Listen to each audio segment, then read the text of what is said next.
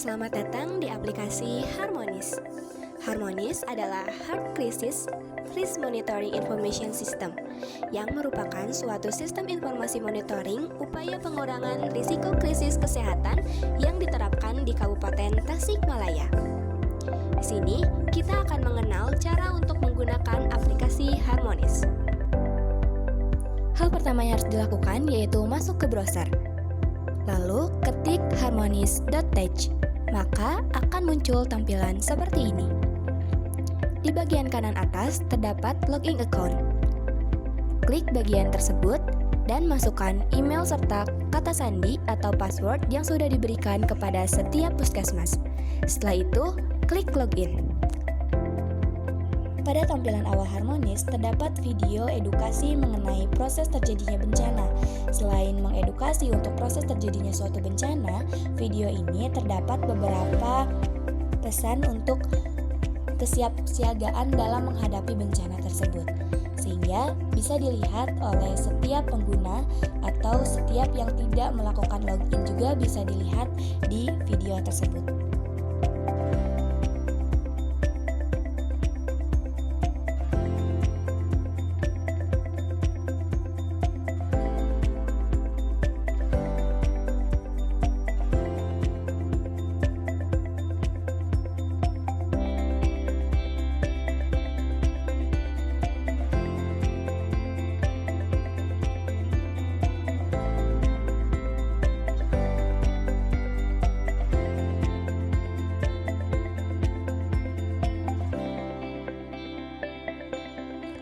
Inilah tampilan awal dari Harmonis.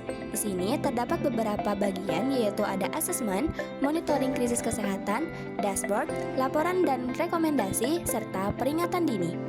Untuk memenuhi data puskesmas, klik asesmen. Pada bagian asesmen ini, untuk menambah data, klik tambah data dan pilih tahun yang akan ditambahkan datanya. Jika sudah, maka simpan. Di sini terdapat beberapa bagian yang harus diisi, ada detail, profil, dan kejadian bencana. Pada detail, klik untuk mengisi data detail. Pada bagian ini, terdapat beberapa pertanyaan atau beberapa kelengkapan yang harus diisi. Jika puskesmas memiliki kelengkapan yang ditanyakan, maka pilih memiliki dan masukkan nomor dokumen serta file dokumen dengan mengklik Choose File. Lakukan untuk kesemua hal yang ada ditanyakannya, maka setelah itu simpan. Jika tidak memiliki, maka isi alasan atau deskripsi mengapa masih belum memiliki hal yang ditanyakan. Setelah itu, simpan data tersebut. Jika sudah mengisi pada bagian detail, maka klik bagian profil yang harus diisi. Pada bagian profil ini terdapat beberapa data yang harus diisi dari mulai data umum, data wilayah. Lalu simpan data untuk memenuhi hal-hal yang harus diisi. Selanjutnya yaitu ada bagian kejadian bencana yang harus diisi.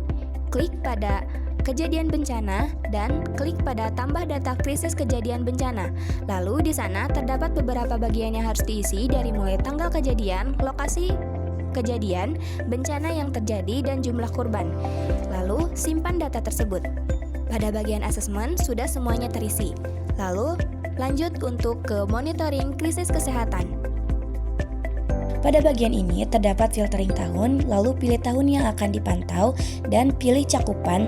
Pada bagian cakupan, pilih kecamatan atau puskesmas karena kita akan memantau pada bagian puskesmas. Lalu klik pemantauan. Di sini terdapat beberapa variabel, di antaranya ada profil wilayah, bahaya potensi, kerentanan, dan kapasitas. Pada bagian pertama, pada variabel profil wilayah terdapat tabel monitoring profil wilayah yang diantaranya terdapat tabel luas wilayah, jumlah dan kepadatan penduduk per kabupaten atau per kecamatan di puskesmas. Ini yaitu hasil dari pengisian asesmen. Terdapat juga jumlah tabel populasi kelompok rentan yang tadi sudah diisi pada bagian asesmen. Selanjutnya ada variabel bahaya dan potensi. Pada bagian ini terdapat beberapa bagian jenis ancaman bencana, serta tabel jumlah kejadian bencana yang di dalamnya terdapat beberapa jumlah korban yang terjadi jika ada bencana di desa atau wilayah tersebut. Selanjutnya ada bagian kerentanan. Pada bagian kerentanan ini terdapat indeks pembangunan manusia dan indeks pembangunan kesehatan masyarakat. Ini diisi oleh dinas, sehingga Puskesmas tidak bisa mengisi untuk indeks pembangunan manusia dan indeks pembangunan kesehatan masyarakat dari setiap desa. Selanjutnya ada variabel kapasitas. Pada variabel kapasitas ini terdapat monitoring kecamatan atau puskesmas dan capaian per indikator dari setiap puskesmasnya. Di sini terdapat beberapa perbedaan warna yang menjelaskan bahwa jika warnanya merah, maka pengkategorian capaian indikatornya masih 1% sampai 33% dari seluruh indikator. Jika warnanya kuning, maka capaian indikatornya sedang. Pencapaiannya masih sampai 34% sampai 66% dari seluruh indikator. Dan jika capaiannya sudah berwarna hijau, maka pencapaiannya sudah tinggi, mencapai 67% sampai 100%. Capaian per indikator. Pada bawahnya juga terdapat beberapa hal yang sudah diisi mengenai kebijakan-kebijakan atau kepemilikan SOP dari setiap puskesmas. Di sini jika sudah diisi, maka bisa untuk mengunduh file. Pada bagian bawah juga terdapat rangkuman capaian yang sudah diisi oleh setiap puskesmas. Di sini terdapat beberapa indikator, jumlah indikator sesuai standar dan yang tidak sesuai standar. Maka di sini terdapat total pencapaian dan persentase dari setiap pengisian indikator dari setiap puskesmas. Itulah yang ada di monitoring krisis kesehatan. Selanjutnya, untuk ke dashboard, klik dashboard. Pada bagian dashboard terdapat pilihan tahun yang akan dipantau. Pilih tahun yang akan dipantau, lalu klik pemantauan. Di sini terdapat tabel dan grafik kejadian serta peta spasial. Pada bagian ini terdapat grafik ancaman bencana yang di dalamnya terdapat jenis bencana dan jumlah kejadian bencana pada periode tahun yang dipilih. Lalu terdapat juga tabel jenis bencana serta jumlah kejadian bencana pada tahun yang dipilih. Selanjutnya terdapat grafik kerentanan. Grafik kerentanan di sini terdapat grafik sebaran IPM dan IPKM serta jumlah penduduk yang ditabelkan dan jumlah penduduk rentan. Untuk IPM dan IPKM ini diisi oleh Dinas Kesehatan. Lalu yang ketiga di sini terdapat kapasitas.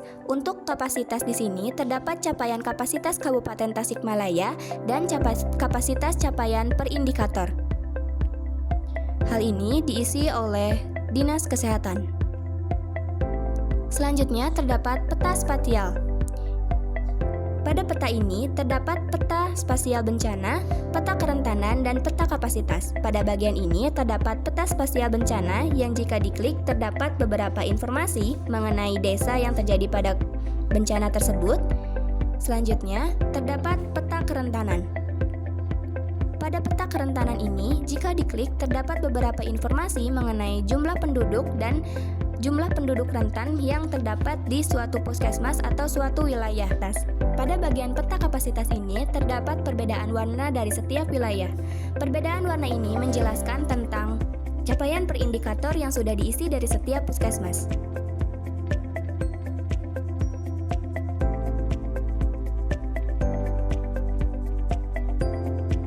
Untuk selanjutnya ada laporan dan rekomendasi pada tahun yang sudah diisi. Untuk laporan dan rekomendasi ini bisa di-download dengan mengklik download laporan dan tahun rekomendasi pada tahun yang akan di-download. Di sini terdapat beberapa hasil yang sudah diisi oleh setiap puskesmas. Selanjutnya ada peringatan dini. Untuk peringatan dini bencana ini sudah terhubung dengan bagian BMKG, sehingga hal ini diatur secara real time karena jika terjadi bencana maka akan terjadi pembaruan informasi di peringatan dini ini. Itulah beberapa fitur yang terdapat di aplikasi Harmonis. Jika pengguna akan mengganti nama atau password, maka klik logo di kanan atas dan klik dashboard. Lalu, klik pada bagian logo, nanti klik pengaturan. Sini terdapat pengaturan user untuk mengubah nama user dan ubah password, dan simpan perubahan untuk perubahan pengaturan user tersebut. Jika semuanya sudah dilakukan, itulah beberapa fitur yang terdapat di aplikasi Harmonis. Klik bagian kanan atas, lalu klik keluar untuk keluar dari sistem.